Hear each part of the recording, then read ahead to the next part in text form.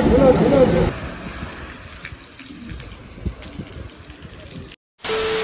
what's up? So magandang hapon po sa ating lahat at ngayon nandito tayo sa may Cebu City. So hindi ko alam kung pang ilang araw na natin dito. Medyo matagal-tagal na rin at pasensya na since day 1 nandito tayo. Hindi tayo nagagawa ng vlog sa likod natin. So select sa vlog na ito gusto kong ipasilip sa inyo kung gaano nga baka katindi, kalakas ng traffic dito sa Cebu City. So halos magdadalawang linggo na ako dito, so pasensya na, ngayon lang ako nagagawa ng video at hindi ko napasilip rin sa inyo yung pinagstihan natin, which is dun sa may Lapu-Lapu sa lugar nila ni Manong. So grabe ang tindi ng traffic dito guys, kakaiba talaga sa Negros Oriental, no? So magto 2 weeks tayo dito, ramdam natin kung gaano yung estilo ng mga tao at ano yung estilo ng kanilang hanap buhay at ano yung daily lives nila kung babiyahin ng 3 sakay mula Lapu-Lapu papunta dito sa may Cebu City. 3 sakay yun, tapos ramdam natin kung gaano kahirap yung masabak tayo sa traffic. Yan, kung makikita nyo naman yung ganda ng Select Cordova Cebu Lens Express. So guys, pag dumaan tayo dyan, so umaga, minsan pag ayaw na namin sa traffic ni Manong, dito kami dumaraan, tapos nagbabayad kami dun sa may toll gate ng 60 pesos bago kayo makadaan dyan. Akala ko nung una is itong CCLEX is free, di pala, may ano pala siya, may toll gate. So yan, kung mapapansin nyo, nasa likuran natin, kung mapapansin nyo, may dala tayong helmet. Ayan, so yung helmet na ginagamit natin sa umaga, tuwing idadaan lang ako ni Manong dito sa mula sa umaga, tapos diretso naman tayo sa training center at sa ano naman sa hapon, tsak na ako magkukumute sa hapon. Ayan, so kung mapapansin nyo, may mga barko dun, no? Yun, so dadaan yan sa gitna. Ayan, so mamaya pasilip natin.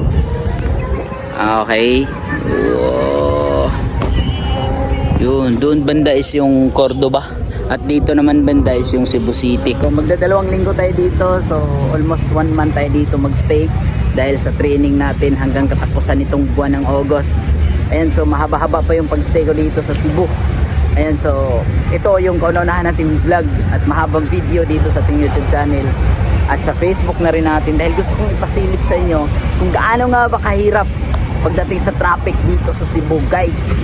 Grabe talaga, mangingibago ka talaga kasi syempre sa Negros iba yung estilo ng situation ng traffic doon sa Negros compare dito sa Cebu City. Syempre first time din sa akin na maka-experience ng ganito, yung babad tayo sa traffic at may mga stoplight, kailangan mo talagang tumigil. Pag sinabing tigil yung paglakad mo, pagtawid, kailangan kontrolado lahat ng mga galaw mo. Ganito katindi dito sa Cebu City. Yan. Sinsya na, hindi tayo nakapag-upload ng medyo mahaba-habang vlog. Ayan, so ayan na, oh, dumaan na siya sa ilalim. So hindi natin na-picturean yung barko.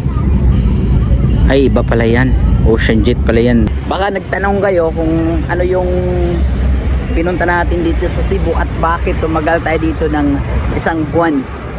Guys, nandito ako sa Cebu para mag-enroll ng 4 na trainings. At yung trainings na yan is yan yung requirements doon sa sasampahan natin na barko. Ayan, siyempre pag nakumpleto na yung mga requirements natin at sasakay na tayo ng barko international. So abangan nyo na lang dahil lahat ng mga detalye na aking gagawin kahit nakasampa na tayo, kahit nasa barko na tayo, is i-document natin. Almost 3 weeks na tayo dito sa Cebu. Ayan. So nangingibago nga ako dito dahil yung siyempre yung dialect na ginamit natin sa Negros is kakaiba doon sa Cebu.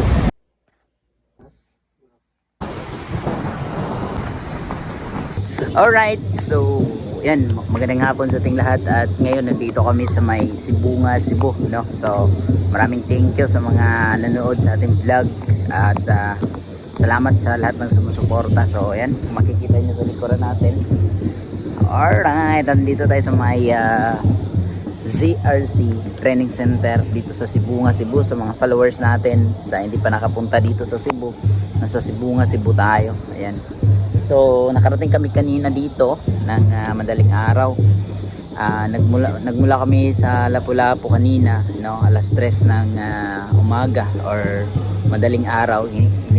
inatid ako ni Manong dun sa may Plaza NDPD tsaka Cebu City ng mga 4:30 ata. Tapos yung alis namin sa Cebu City papunta dito sa may Sibunga, Cebu, kung saan nandito yung training center.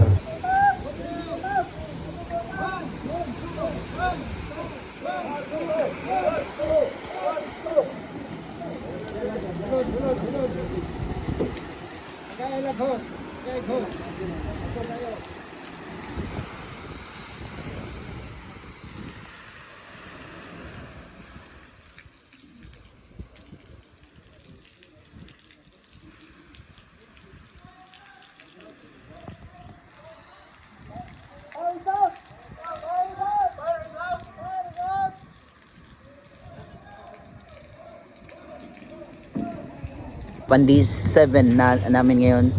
So Pandi 7 nya, yung training natin is 10 days. So may 3 araw. So 3 araw dito kami sa may ZRC Cebu. Ready to attack the fire. Ready to attack the fire. Okay, repeat. Fire, fire, fire. Fire, fire, fire. Hoy. Really mo mo. Fire, fire, fire. Fire, fire, fire. Prepare to attack the fire. Prepare to attack the fire. Ready. Ready. Ready. Gunit. So tumoy gunitin ng utin-utin. Okay. Move. Move. 1, 2, 1, 2, 1, 2, 1, 2, 1, 2, 1, 2, 1, 2, 1, 2, 1, 2, 1, 2, 1, 2. Okay, hold position. Hold position. Hold position. Apply sa katumpas. Pull out the pin. Pull out the pin. Pull out the pin.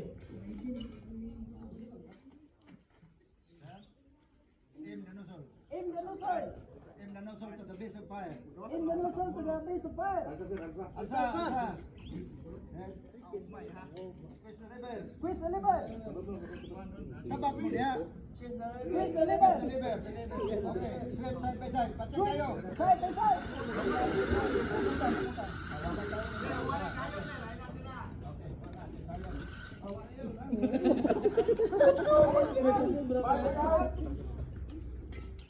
Put back the pin.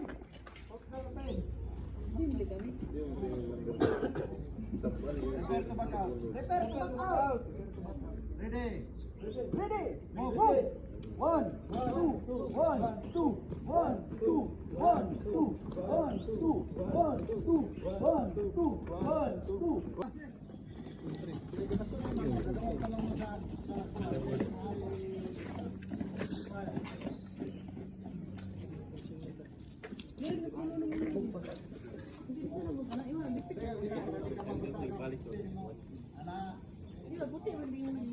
Open the ball! Open the ball! Open the ball! Open the ball! Open the ball! Open the ball! Open the ball! Opening the ball!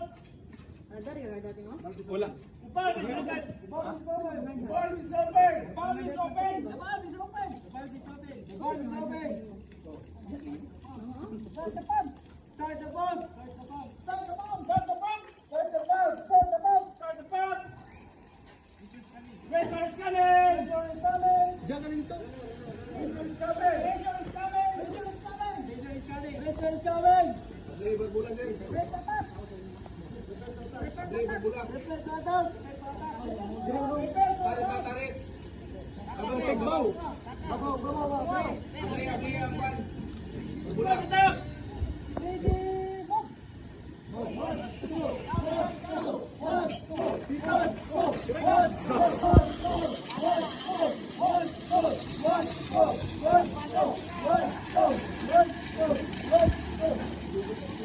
Hold position. Hold position. Hold position. Hold position. Hold position. Hold position. Hold position. Hold position.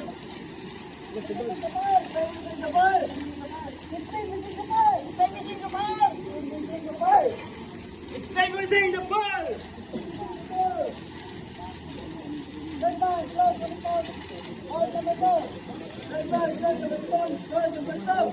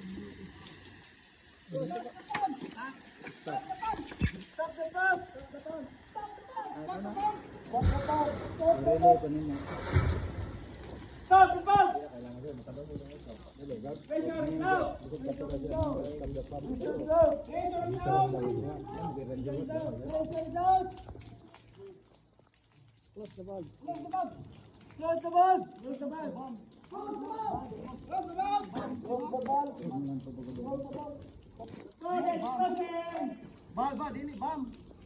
Bam, baahan ko dili.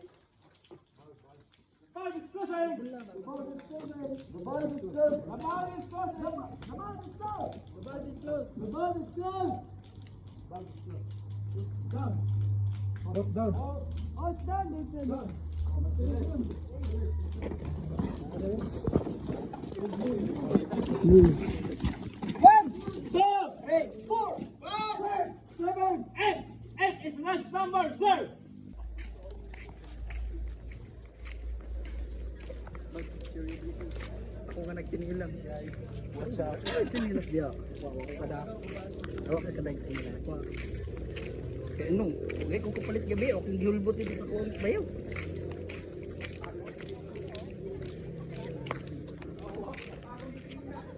Para man editon? Voice over ba?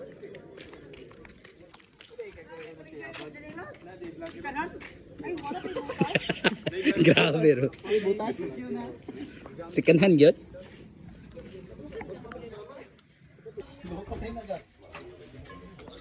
Araw ngayon na Huwebes, Biyernes at saka Sabado kami dito. So Sabado ng gabi possible, uwi na kami. So babalik na tayo sa Lapu-Lapu or Cebu City. Instead of uwi tayo ng Negros, hindi pa tayo makauwi dahil meron pa tayong pangalawang training SDSD pag Monday. So isang araw lang yung pangalawa. Yung pangatlo natin training which is enroll na tayo 13 to 20. So I think isang buwan mahigit tayo dito sa may Cebu City. Yun, so gusto ko lang magpasalamat sa inyong lahat kahit na minsan hindi tayo nakapag-vlog, hindi tayo nakagawa ng video, hindi tayo nakapag-update dito sa YouTube channel natin. Ang daming nagtanong bakit wala na tayong vlog, kasi video busy yung buhay natin at syempre na nangihinayang din ako sa revenue ko sa YouTube dahil ang lakas ng bagsak ng algorithm natin dulot ng wala tayong masyadong video. Pero okay lang yun, at least marirecover natin, hoping na makakapag-upload tayo ng mga vlog.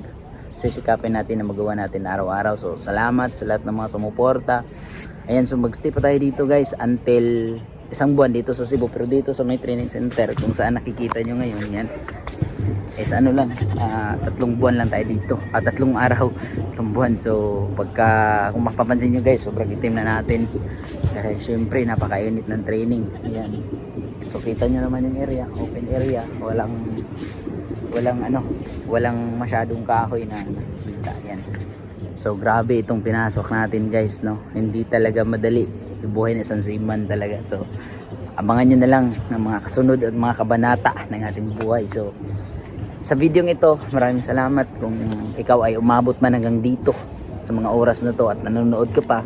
Maraming thank you. Gusto ko rin magpasalamat sa kapatid ko na si Manong EJ at sa asawa niya si Ate Emilyn dito sa Cebu ang tumanggap sa atin, nagpatira sa atin, nag-instayan natin dito, naglibre sa atin ng pagkain, pamasahe, lahat-lahat.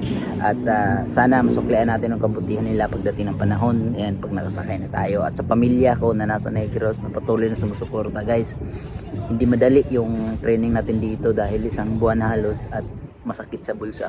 Hindi po madali. Baka akalain nyo na yung training natin dito is libre. Hindi po madali talaga.